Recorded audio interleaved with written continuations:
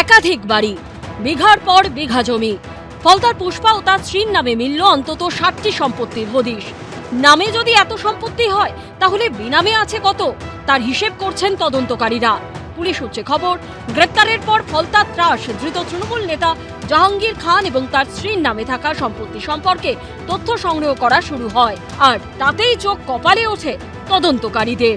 রাজ্য পুলিশের এসটিএফ সূত্রে খবর, নামে বেনামে বিপুল সম্পত্তির অধিকারী ফলতার পুষ্পা ও তার স্ত্রী।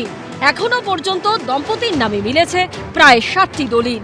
ফলতা সহ দক্ষিণ 24 পরগনার একাধিক জায়গায় রয়েছে এই সম্পত্তি। এরই মধ্যে দম্পতির নামে ফলতা থানায় দায়ের হয়েছে নতুন অভিযোগ।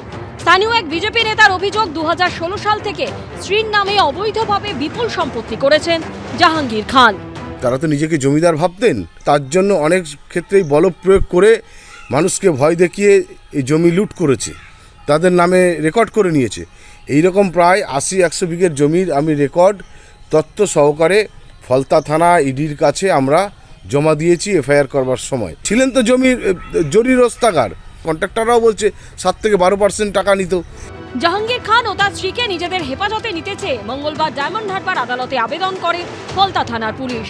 যদি কারোর কোনো অবৈধ সম্পত্তি পাওয়া যায়, সে জাহাঙ্গীর খান হোক, পুষ্পা হোক, যে ইচ্ছে হোক, যদি সত্যি পেয়ে থাকে এবং সেটা যদি জাহাঙ্গীর খান এবং তার আইনজীবীরা সেটার আইনি মোকাবিলা না করতে পারেন, তাহলে যারা বলছেন এটা অবৈধ, তো তারা সেটার উপর আইনি ব্যবস্থা নেবেন। 2021 সালের একটি মামলায় গ্রেফতার করা হয় জাহাঙ্গীর খানকে। ফলতার মার্বেল ব্যবসায়ী অনিল হালদারের অভিযোগের প্রেক্ষিতে তাকে গ্রেফতার করে এসটিএফ। জাহাঙ্গীর খানের জন্মদিন হবে, আমাকে একটা পত্র দিত মানে আমার নিমন্ত্রণ পত্র, ভালো করে একদম সুন্দর করে কাট করে দাদা আসবেন, তারপরে এসে কি বলবে আমাদের কিছু সাহায্য করতে হবে। কত টাকা? 50,000 টাকা।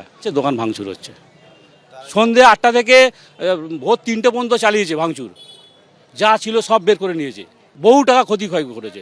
আবার 1 বছর দোকান বন্ধ রেখেছে, 5 লক্ষ টাকা দিয়ে আমি দোকান খুলেছি। ফলতাবাসী খুশি, যেভাবে ভয়ঙ্কর সন্ত্রাস চালিয়েছিল 15 বছর ধরে, আগামী দিনে চাইবো অভিষেক ব্যানার্জিও অ্যারেস্ট হোক। অভিযোগ, গত 16ই মে জাহাঙ্গীর খানকে থানা থেকে ছাড়াতে তারই স্ত্রী সারিকা বিবি ওরফে রেজিনার নেতৃত্বে থানায় হামলার পরিকল্পনা করা হয়। পুলিশ রাফের সামনে পুষ্পা বাহিনীর পরিকল্পনা ভেস্তে যায়। এই ঘটনার পর ফলতার জনকল্যাণ শিবিরের মঞ্চ থেকে কড়া হুঁশিয়ারি দেন মুখ্যমন্ত্রী।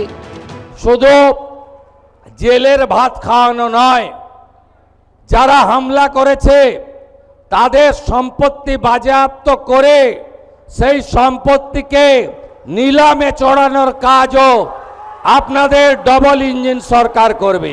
সোমবার বিধানসভায় পাশ হয়েছে গুন্ডা দমন বিল নিয়ে বলতে গিয়েও গুন্ডাদের সম্পত্তি বাজেয়াপ্ত করার হুঁশিয়ারি শোনা গেছে মুখ্যমন্ত্রীর মুখে।